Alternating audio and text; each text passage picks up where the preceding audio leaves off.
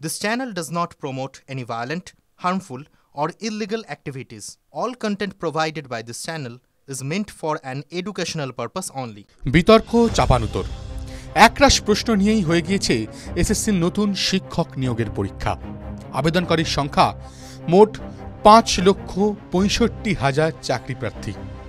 7ই September হয়ে গিয়েছে নবম দশমের পরীক্ষা। একাদশ দ্বাদশের পরীক্ষা হয়ে গিয়েছে 14ই সেপ্টেম্বর। এর মধ্যে 7 তারিখ নবম দশমের পরীক্ষায় আবেদনকারীর সংখ্যা ছিল 3,19,919 জন চাকরি প্রার্থী। 14 তারিখ একাদশ দ্বাদশের আবেদনকারীর সংখ্যা ছিল 2,46,000। কিন্তু কবে বের হবে রেজাল্ট, কি বলছে এসএসসি? যদিও পরীক্ষার পরেই সাংবাদিক বৈঠকে বসেছিলেন শিক্ষামন্ত্রী ব্রাত্য বসু ও এসএসসির চেয়ারম্যান সিদ্ধার্থ মজুমদার। সেখানেই জানানো হয়েছিল পুজোর পরেই বেরিয়ে যাবে ফল, তবে দিনক্ষণ জানানো হয়নি। সূত্রে খবর, কালী পুজোর পর অর্থাৎ অক্টোবরের শেষ সপ্তাহে বের হতে পারে রেজাল্ট। যদিও অক্টোবরে উৎসবের আবহে একাধিক ছুটি রয়েছে, সেক্ষেত্রে যদিও অক্টোবরের শেষে ফল প্রকাশ সম্ভব না হয়, তাহলে তা নভেম্বরের শুরুতেই প্রকাশ হয়ে যাবে। তারপরই সামনে আসবে ইন্টারভিউয়ের তালিকা। আগে সাংবাদিক বৈঠকেই বলা হয়েছিল নভেম্বর মাস থেকে শুরু হয়ে যাবে ইন্টারভিউ পর্ব। তা চলবে বেশ কিছুদিন। 31শে ডিসেম্বরের মধ্যেই নতুন নিয়োগ প্রক্রিয়া শেষ হয়ে যাবে। দুর্নীতির অভিযোগে কলকাতা হাইকোর্টের 2016 সালের পুরো প্যানেলই বাতিল হয়ে যায়। প্রায় 26,000 শিক্ষক ও শিক্ষাকর্মীর চাকরি বাতিল হয়ে যায়। কলকাতা হাইকোর্ট থেকে জল গড়ায় সুপ্রিম কোর্টে, কিন্তু চাকরি আর ফেরেনি।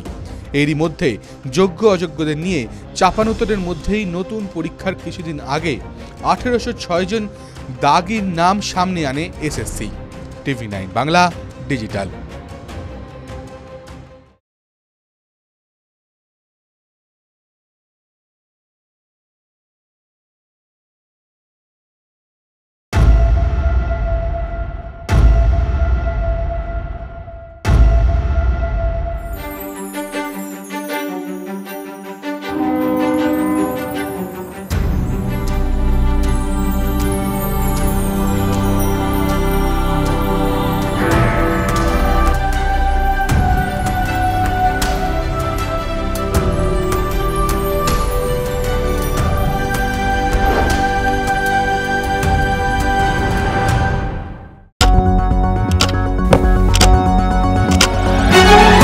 রাজনীতি শুধুই কি রাজার নীতি? রাজা উজিরের চোখে নয়, আপনার আমার চোখে সমাজের ছবি। কঠিন কথা সহজভাবে না বললেই নয়। প্রতিদিন রাত 9টায় TV9 বাংলায়। TV9 বাংলা না দেখলেই নয়।